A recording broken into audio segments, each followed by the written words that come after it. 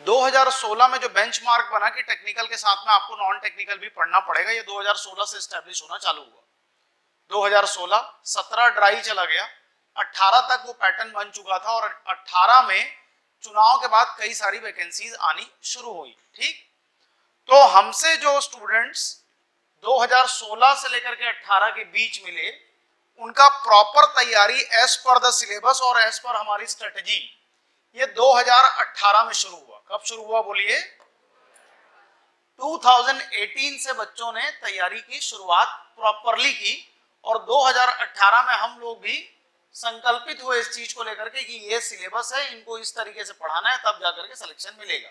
अब हमारा 2 साल 2.5 साल का वो एक्सपर्टीज हो चुका था कि क्या क्या चीजें हैं, क्या पढ़ने से सिलेक्शन होगा, क्या चीज नहीं पढ़ोगे तो सिलेक्शन बिल्कुल भी नहीं होगा। ठीक, जैसे उस समय पे जेई में नॉन टेक्निकल एडेड नहीं था स्टेट में, एसएससी में तो हमेशा रहता है, पर स्टेट में जेई में नॉन टेक्निकल एडेड नहीं होता था। तो जो बच्चे केवल डिप्लोमा बैकग्राउंड से आते थे और उनका टारगेट जेई होता था, क्योंकि वो एई का फॉर्म भर नहीं सकते, तो हम खुद उनको एडवाइस कर देते थे कि तुम लोग नॉन टेक्निकल मत पढ़ो, केवल किसके ऊपर फोकस करो? टेक्निकल के ऊपर, क्योंकि 150 सवाल किसके आने हैं? आपके टेक्निकल के। पर इंजीनियरिंग का कोई भी बच्चा आता था तो उनको उसको हम दोनों की सलाह देते थे कि तुमको टेक्निकल भी पढ़ना पड़ेगा और नॉन टेक भी पढ़ना पड़ेगा। आज दोनों के लिए वो सलाह है। किसके लिए? डिप्लोमा वालों के लिए और डिग्री वाले के लिए। जिसका टारगेट एई है, जिसका टारगेट जेई है, दोनों को टेक्निकल और नॉन टेक दोनों चीजें क्या करनी पड़ेंगी? पढ़नी पड़ेंगी। वो नहीं पढ़ेगा तो उसका कोलेटरल डैमेज उसको बाद में पता चलेगा, अभी पता नहीं चलेगा। वो 20 सवाल 50 सवाल का वेटेज का वो मत देखो कि वेटेज कितना है। वेटेज 5 सवाल का भी होगा, 10 सवाल का भी होगा, तो ओवरऑल वो 25 सवाल जो है 25% होता है। अगर आपका 100 क्वेश्चन का पेपर एक आ रहा है, 20 आ रहा है तो 20% होगा, 25 आ रहा है तो 25% होगा। 25% का वेटेज बहुत बड़ा वेटेज होता है, क्योंकि 100 सवाल में 25% नहीं, 1% 2% में आप बाहर हो सकते हैं, 1% 2% में आप अंदर हो सकते हैं। हालांकि जब बड़ा वैकेंसी आता है तो परसेंटेज जो है 1 से 3 के बीच में वेरी भले करेगा, लेकिन ऐसा नहीं है कि कोई अगर 75% पा रहा है और कोई एकदम 50% पा रहा है तो 50% वाले का क्या हो जाएगा? वहां पे सिलेक्शन हो जाएगा।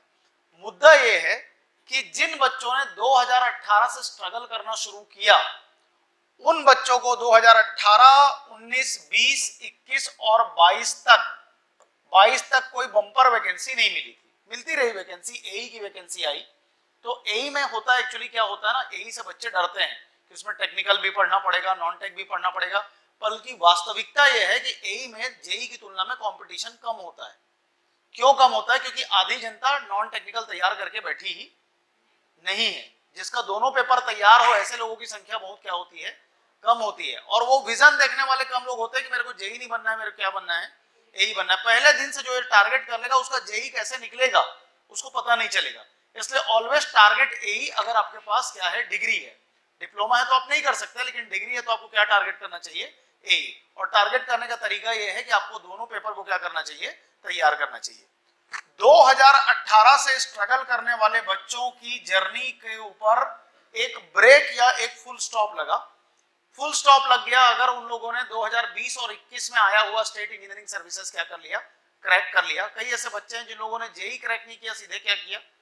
एई क्रैक किया। ठीक, तो जेई में उनको आप अनफिट अगर कर देते हैं। अच्छा, इस बीच में 2019 में 18 का एंड और 19 का शुरुआत 100 पोस्ट का जेई आ चुका था। ठीक, पर बड़ी वैकेंसी नहीं थी। 100 पोस्ट कहां चला जाता है समझ में नहीं आता। बड़ी वैकेंसी हम बोलेंगे 200, 250, 300, 400 जब आएगा तो उसको हम लोग क्या बोलेंगे? बड़ी वैकेंसी बोलेंगे। तो कुछ को मिला, कुछ को नहीं मिला। 2 बार जो है आपका स्टेट इंजीनियरिंग सर्विसेज, बल्कि 3 बार स्टेट इंजीनियरिंग सर्विसेज आया। उसमें से एक बार बहुत कम पोस्ट था, शायद टोटल 46 था, जिसमें जनरल ओबीसी मिलाकर के 26 या 24 पोस्ट थे। उसके बाद स्टेट इंजीनियरिंग सर्विसेज 2020 आया, बीच में कोविड आ गया। 2021 का नोटिफिकेशन तुरंत आ गया। इस बीच में एक बड़ी भर्ती हुई थी सीएसईबी के एई की। CSEB AE civil 40 post. कितना पोस्ट बोलिए? 40 पोस्ट। ये बड़ी भर्ती थी क्योंकि सीएसईबी हमारा कोर विभाग नहीं है। तो जो बच्चे तैयार होते चले गए उनको पोस्ट मिलता चला गया, लेकिन जिनमें कुछ कमजोरी थी और वो लगे रहे, 2022 में 2022 में 400 पोस्ट की बम्पर वैकेंसी आई डब्ल्यूआरडी की। किसकी आई बोलिए? डब्ल्यूआरडी।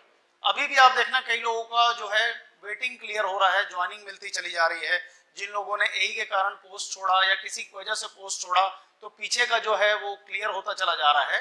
कहने का मतलब ये है कि 2018 से आपके मन में जो बार बार आता है कि लोग 5 साल से तैयारी कर रहे हैं, 6 साल से तैयारी कर रहे हैं, तो मेरी क्या हैसियत है या मेरा कैसा सिलेक्शन होगा।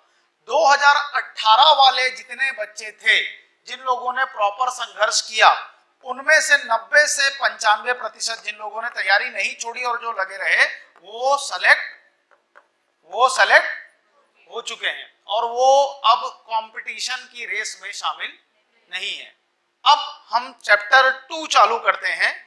द चैप्टर 2 स्टार्ट्स, आप लोगों में से बहुत लोग जो अब पीक पे हैं तैयारी के, दे स्टार्टेड प्रिपरेशन इन 2022 और 2022 के बाद 2022 से 23, 23 से 24, अभी तक इस बीच में तकरीबन 3.25 साल बीत जाएगा जब आपका वैकेंसी आएगा। कितना साल बीत जाएगा?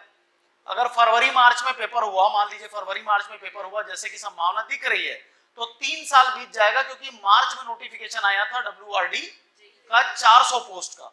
तो 2018 से जो तैयारी कर रहे थे, 2018 से प्रिपेयर करने वालों की जर्नी पे लगभग फुल स्टॉप क्या हो चुका है, लग चुका है। वो जेई के दावेदार नहीं है। अब उनकी दावेदारी होगी तो किसके लिए होगी? एई के लिए। इसका मतलब ये है कि 2022 में जिनके हाथ में फेलियर भी लगा या 2022 के बाद जिन लोगों ने अपनी जर्नी शुरू की और जिनकी तैयारी ठीक है, उनकी स्ट्रॉन्ग दावेदारी आज की डेट पे बनती है कहां पे? जो आने वाला जेई का एग्जाम है। पर क्या इसमें 10 पोस्ट है, क्या इसमें 20 पोस्ट है, क्या इसमें 50 पोस्ट है? तो नहीं, इसमें कितना पोस्ट है आपका? 304 पोस्ट है। इसका मतलब ये है कि जिनकी तैयारी बहुत स्ट्रॉन्ग है, अगर वो टॉप के 50, 60, 70 में भी आते हैं तो उसके पीछे भी लगभग 200-250 पोस्ट ऐसे हैं जिनमें बिगिनर्स का भी सिलेक्शन हो सकता है। इसको बोलेंगे बहती गंगा में हाथ धोना। तो बहती गंगा में हाथ क्या करना है? धोना है। उसके लिए आपको क्या करना पड़ेगा कि ये जो 3-4 महीने का आपको क्या मिल रहा है बोनस, इसमें अपनी सारी कमजोरियों को क्या कर लो? ठीक कर लो। और कैसे आप सेलेक्ट हो सकते हो? जैसे आज मान लो कोई क्लास चालू किया, उसके मन में यह प्रश्न रहेगा कि मैं कैसे क्या हो सकता हूं, सेलेक्ट हो सकता हूं। तो इस एग्जाम के लिए आपको बहुत एक्स्ट्रा ऑर्डिनरी तैयारी की आवश्यकता इसलिए नहीं पड़ेगी क्योंकि आपके जो टफ कॉम्पिटिटर थे दे आर नाउ सेटल्ड, वो क्या हो चुके हैं। तो आपके सामने मैदान क्या है? खुला है कि आप अपनी कमजोरियों को कितना दूर करते हैं और कितने जल्दी जो है ट्रैक पे आते हैं। ट्रैक पे आने का तरीका एक ही है, डिटेल्ड बैच की एक क्लास को बड़ा ईमानदारी से करो। बाकी जिस दिन नोटिफिकेशन आएगा तो क्रैश कोर्स तो हम क्या करेंगे, आपको पढ़ाएंगे। पर ये जो रवैया है कि क्लास चालू होने के 1 हफ्ता पहले से गोल होना, क्लास चालू होने के 2-3 दिन बाद तक गोल होना, ये आपको कहीं नहीं लेके जाएगा। 300 पोस्ट इतना भी नहीं होता। 15,000 से 17,000 फॉर्म आएगा। कितना आएगा? चलो मैं पकड़ लेता हूं राउंड अबाउट, कितना आएगा? 20,000 फॉर्म आएगा। 20,000 फॉर्म में कितना पोस्ट है अभी? 304। कितना पोस्ट है अभी? 304। आपको लग सकता है कि कम होगा, ठीक। Hostel warden 300 post, 6,50,000 form. बताओ सिलेक्शन कहां आसान है? सिलेक्शन कहां आसान है? अगर आप सिविल इंजीनियरिंग के बच्चे हो तो आसान है, या आप हॉस्टल वार्डन का फॉर्म भर रहे हो तो आसान है? सिविल इंजीनियरिंग के स्टूडेंट हो, सिविल की तैयारी कर रहे हो, तो सिलेक्शन तुलनात्मक तौर पे आपको, इलेक्ट्रिकल मैकेनिकल के लिए तो मैं बोल नहीं सकता। इलेक्ट्रिकल फील्ड भी जब आपका सीएसईबी का एई और जेई आता है 2 साल, 2.5 साल, 3 साल में, तो उसमें भी जो अच्छे बच्चे हैं वो निकल जाते हैं। पर सिविल के लिए सबसे ज्यादा क्या आ रहे हैं? मौके आ रहे हैं। ये हम आज से नहीं देख रहे हैं, ये हम 2012-13 से देखते चले आ रहे हैं कि सिविल में लगातार वैकेंसीज हैं। तो जब आपके सामने वैकेंसी है, तब अगर आप मुंडी झुका करके शुतुरमुर्ग बन रहे हैं या घोड़ा बेच करके सो रहे हैं, 15-15 दिन अगर आप त्योहार मना रहे हैं, तो आपसे बड़ा मूर्ख जो है वो कोई नहीं हो सकता। क्योंकि ये जागने की बेला है, सोने की बेला नहीं है। ये समय कहे का है? जागने का है। और ये आप मेरे लिए नहीं जाग रहे हो, आप मैडम के लिए नहीं जाग रहे हो, आप अपने माता पिता के लिए भी नहीं जाग रहे हो। ये आप केवल किसके लिए कर रहे हो? मतलब ये बिल्कुल मत समझना कि मेरा सिलेक्शन हो जाएगा तो मेरे को फायदा होगा, मतलब इंस्टीट्यूट को कोई फायदा होगा। हम आपको पुश इसलिए करते हैं क्योंकि अगर आपने तैयारी की है तो उसका एक परिणाम आपके हाथ में होना चाहिए, नहीं तो बहुत बुरा लगता है। फिर वो तैयारी बड़ी लंबी होती चली जाती है और उसमें बहुत लोग तैयारी को क्या करने लगते हैं? क्विट करने लगते हैं, छोड़ने लगते हैं, ठीक। तो जब मौका है तो इस मौके पे पूरी ताकत क्या कर दो? लगा दो, कुछ भी कमी इसमें नहीं होनी चाहिए। और वही वाला माइंडसेट मैं यहाँ पे तोड़ने आया हूं कि बहुत साल से बहुत लोग तैयारी कर रहे हैं तो मैं कैसे सेलेक्ट होऊंगा, वो चीज चली गई। जो 2018 से संघर्ष कर रहे थे उन बच्चों ने कुछ ना कुछ 2022 तक क्या कर लिया, पा लिया है। अब 2022 से जिन लोगों का संघर्ष शुरू हुआ उनका समय आ गया है। अब वो बच्चे क्या करेंगे, आपको टॉप 10 में दिखेंगे, टॉप 30 में दिखेंगे, टॉप 50 में दिखेंगे। आने वाला समय उनका है और उस आने वाले समय में आप कर रहे हैं तैयारी। आप तैयारी कितनी ईमानदारी से कर रहे हैं ये डिसाइड करेगा कि वेदर यू गेट सिलेक्शन और नॉट। समझ में आ रहा है?